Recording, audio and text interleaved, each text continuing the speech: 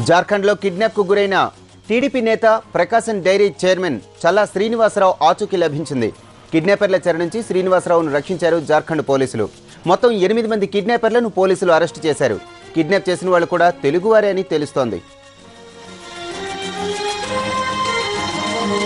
ఈ కిడ్నాప్ కథ సుఖాంతానికి సంబంధించిన మరింత సమాచారం మా ప్రతినిధి వెంకట్ని అడిగి తెలుసుకుందాం.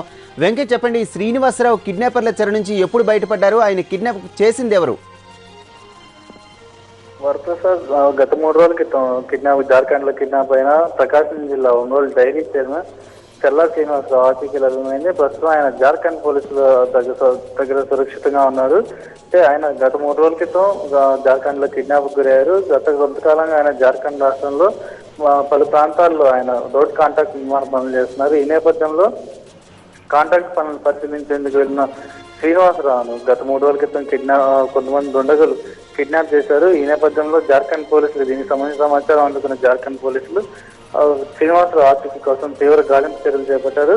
అయితే ఈ జార్ఖండ్ లో కిడ్నాప్ గురైన తర్వాత శ్రీనివాసరావు మేనేజర్ కి దుండగులు ఫోన్ చేసి తమ డిమాండ్స్ ని చెప్పారు. అయితే ఈ నేపథ్యంలో ఈ సెల్ సిగ్నల్ ఆధారంగా ట్రేస్ అవుట్ చేసిన పోలీసులు నిన్ననే ఈ శ్రీనివాసరావుని సురక్షితంగా జార్ఖండ్ పోలీసులు రక్షించినట్టు తెలుస్తుంది.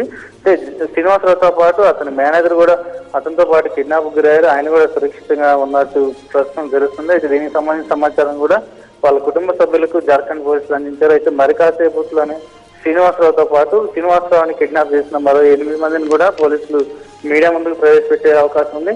ప్రధానంగా చూస్తే ఈ శ్రీనివాసరావుని కిడ్నాప్ చేసిందే స్థానికంగా రోడ్డు నిర్మాణ పనుల్లో పనిచేస్తున్న కూలీలు అని చెప్పని తెలుస్తుంది. వీరందరూ కలిసి శ్రీనివాసరావుని డబ్బు కోసం ఈ కిడ్నాప్ కు తెరదీసినట్టు తెలుస్తుంది. అయితే వీరందరూ ప్రస్తుతం పోలీసులు అదుపులో ఉన్నారు. మరి కాసేపట్లోనే శ్రీనివాసరావుకు సంబంధించిన సమాచారంతో పాటు శ్రీనివాసరావు కిడ్నాప్ కథ గురించి కూడా పోలీసులు వివరించే అవకాశం దొరుకుతుంది. Okay, thank you Venkat.